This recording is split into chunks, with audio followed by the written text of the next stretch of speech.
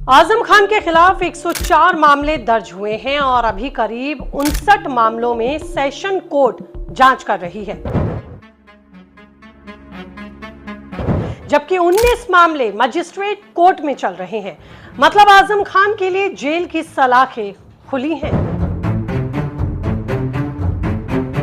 मंत्री रहते सरकारी जमीन, पत्नी बेटे को अवैध रूप से आवंटित करना, बेटे के जन्म प्रमाण पत्र में फर्जी वाड़ा करना, जौहर यूनिवर्सिटी के लिए शत्रु संपत्ति पर अवैध कब्जे करने जैसे तमाम गंभीर आरोप आजम खान पर हैं। किसानों की जमीन पर अवैध कब्जा करना, प्रधानमंत्री नरेंद्र मोदी को अपशब्द बोलना, गरीबों के घर में तोड़फोड़ और लूटपाट जैसे गंभीर धाराएं आजम खान के ऊपर लगी हैं। 23 महीने के बाद आजम खान जेल से बाहर आ गए हैं, लेकिन ज्यादा दिनों तक बाहर रहने वाले नहीं हैं। जल्द ही दोबारा आजम खान को जेल जाना पड़ेगा। जो लोग माहौल बना रहे हैं कि मुसलमान के बड़े नेता बाहर आए हैं, तो फिर योगी आदित्यनाथ को भी साथ में याद कर लें।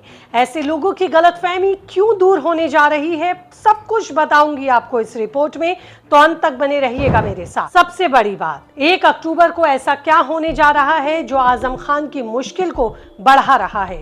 अखिलेश यादव भी सख्ते में है। क्यों कहा जा रहा है कि आजम खान पर 1 अक्टूबर भारी है, बताऊंगी आपको।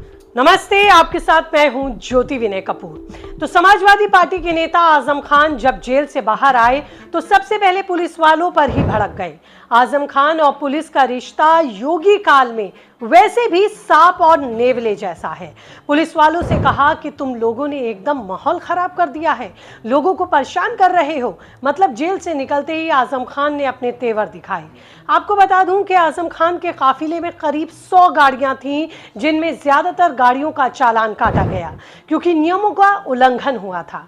आजम खान इस मामले पर और ज्यादा भड़क गए, लेकिन आजम खान का ये दबदबा और माहौल बनाना ज्यादा दिनों तक रहने वाला नहीं, क्योंकि उनके ऊपर तमाम आपराधिक मामले दर्ज हैं। ऐसे में ज्यादा वक्त तक आजम खान का बाहर रहना भी मुमकिन नहीं है। आजम खान 23 महीने बाद जेल से बाहर आए हैं, लेकिन 1 अक्टूबर उन पर भारी पड़ने वाली है। आजम खान के खिलाफ कुल 104 मामले दर्ज थे। इनमें से कुछ मामले दूसरे जिलों में भी हैं जो कि विचाराधीन है। सूत्रों की मानूं तो मौजूदा समय में 59 मामले सेशन कोर्ट, जबकि 19 मामले मजिस्ट्रेट कोर्ट में चल रहे हैं। 12 मामलों में फैसला आ चुका है, जिनमें 5 मामलों में सजा हो चुकी है। इसके साथ ही 7 में उन्हें बरी भी कर दिया गया है। फिलहाल 3 मामले फैसले के करीब पहुंचने वाले हैं। इनमें एक मामला है अपने विरोधी की जमीन पर कब्जा करना। सपा नेता आजम खान शत्रु संपत्ति के मामले में 1 अक्टूबर को MP MLA कोर्ट में हाजिर होंगे। कोर्ट ने उन्हें व्यक्तिगत तौर पर उपस्थित होने को कहा है। इस मामले में पुलिस की ओर से 3 धाराएं बढ़ाई जा चुकी हैं, मगर 1-2 मामले नहीं, और भी कई ऐसे मामले हैं जो आजम खान के खिलाफ जिनमें सुनवाई चल रही है। सपा नेता आजम खान से जुड़े यतीम खाना बस्ती मामले, इसके अलावा भड़काऊ भाषण मामले में सुनवाई होनी थी, लेकिन सुनवाई नहीं हो सकी। वहीं किसानों की जमीन कब्जाने के मामले में भी सुनवाई होनी थी, लेकिन सुनवाई नहीं हो सकी। आने वाले दिनों में इन सभी मामलों में सुनवाई है, जिनमें सबसे महत्वपूर्ण है भड़काऊ भाषण वाला मामला। पहले इसी मामले में आजम खान जेल भी जा चुके हैं, लेकिन कहानी में असली ट्विस्ट तो दूसरा है। कोर्ट और कचहरी के अलावा ईडी भी उनके पीछे लगी है। ईडी ने भी जौहर विश्वविद्यालय के साथ आजम खान और उनकी पत्नी तंजीम फातिमा और बेटे अब्दुल आजम की चल अचल संपत्तियों की जांच कर रही है। अभी तक आजम खान की काफी संपत्तियों को जब्त किया जा चुका है। मतलब आजम खान पर शिकंजा कसने में कोई कसर नहीं छोड़ी जा रही। उनके ऊपर इतने गंभीर आरोप भी हैं जो हैरान करने वाले हैं। इनमें जल निगम भर्ती घोटाला और किसानों की जमीन की खरीद फरोख्त मामले में हेराफेरी के भी आरोप हैं। मतलब साफ है कि 4 दिन की चांदनी है। आजम खान को अगर लग रहा है कि बाहर आने के बाद माहौल टाइट कर देंगे, तो ऐसा होना मुश्किल दिखाई दे रहा है। योगी आदित्यनाथ की सरकार है और योगी के बुलडोजर की चोट आजम खान पर भारी पड़ेगी, क्योंकि प्रशासन की सख्ती में भी कोई कमी नजर नहीं आ रही। और अब सबसे बड़ी बात कि क्या आजम खान सच में बीजेपी के लिए मुश्किलें बढ़ा पाएंगे, जैसा कि समाजवादी पार्टी दावा कर रही है। सपा का वोट बैंक मुस्लिम और यादव रहा है। जाहिर सी बात है कि समाजवादी पार्टी के लिए आजम खान का बाहर आना एक राहत वाली बात है। फिलहाल ऐसी खबरें भी आ रही हैं कि आजम खान और अखिलेश यादव के बीच चीजें ठीक नहीं हैं, मगर फिर भी आजम खान बाहर आने पर अखिलेश यादव ने उनकी तारीफ की। शिवपाल यादव ने तो यहां तक कह दिया कि आजम खान समाजवादी पार्टी के साथ ही रहने वाले हैं, पार्टी छोड़कर कहीं जाने वाले नहीं। लेकिन सच्चाई क्या है ये तो वक्त ही बताएगा। लेकिन जिस तरह से आजम खान के ऊपर मुकदमों की फहरिस्त लंबी चौड़ी है, एक एक करके मामलों की जांच आगे बढ़ रही है और कुछ मामलों में सजा अब करीब है, ऐसे में आजम खान ज्यादा दिनों तक बाहर दिखाई नहीं दे पाएंगे। लेकिन अगर आजम खान जेल में जाते हैं तो समाजवादी पार्टी के लिए ये बड़ी झटके वाली बात होगी। आजम खान के बाहर आते ही अखिलेश यादव ने अपने स्तर पर बल्लेबाजी हालांकि शुरू कर दी। आजम खान जैसे ही बाहर आए, अखिलेश यादव ने कहा कि झूठे मुकदमों में उन्हें फंसाया गया है। लेकिन ऐसे में सवाल ये भी उठ रहे हैं कि आखिरकार फिर अखिलेश यादव को फंसाया क्यों नहीं गया?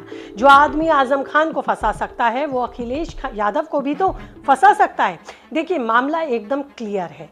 योगी आदित्यनाथ की सरकारों में दादागिरी नहीं चलेगी, कानून अपने हिसाब से ही काम करेगा। जो बड़े मामले हैं जिनमें सुनवाई होनी है वो गंभीर हैं, तो आजम खान फिर जेल जाएंगे। आजम खान को जमानत मिली है, लेकिन अगर बात करूं कि क्या वो आने वाले वक्त में चुनाव लड़ पाएंगे, तो जैसा कि आपको भी पता है कि समाजवादी पार्टी ने पहले ही कहा है कि पंचायत चुनाव में उनका इंटरेस्ट नहीं, मतलब नजर साल 2027 के विधानसभा चुनावों पर है। लेकिन आपको ये भी बता दूं कि जनप्रतिनिधित्व अधिनियम 1951 की धारा 8(3) के तहत दोषी व्यक्ति 6 साल तक चुनाव नहीं लड़ सकता। भड़काऊ भाषण मामले में साल 2022 में ही आजम खान दोषी पाए गए हैं, यानी कि 2028 तक आजम खान खुद चुनाव नहीं लड़ सकते। इतना ही नहीं, जिन मामलों में उन्हें सजा सुनाई गई है उस पर भी किसी भी अदालत से फिलहाल उन्हें स्टे और रोक नहीं मिली है। ऐसे में 2027 का चुनाव लड़ना आजम खान के लिए नामुमकिन है।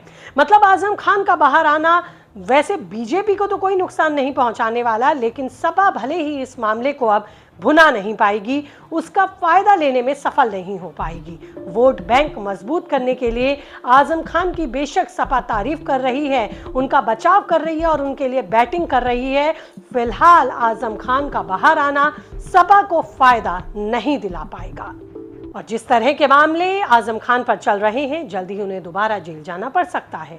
फिलहाल माहौल बनाने का कोई फायदा सपा को होता दिखाई नहीं दे रहा है। लेकिन आपकी इस पर क्या राय है? क्या सपा आजम खान के बाहर निकलने का फायदा ले जाएगी? क्या बीजेपी को इससे कुछ नुकसान होगा, या आपको लगता है कि लंबे समय तक आजम खान बाहर रह पाएंगे? अपनी राय मुझे कमेंट बॉक्स में भेजिए, रहेगा मुझे इंतजार। फिलहाल इस रिपोर्ट में इतना ही। जल्द नए आंकड़ों के साथ होंगी हाजिर, तब तक रखिए अपना ख्याल। नमस्ते।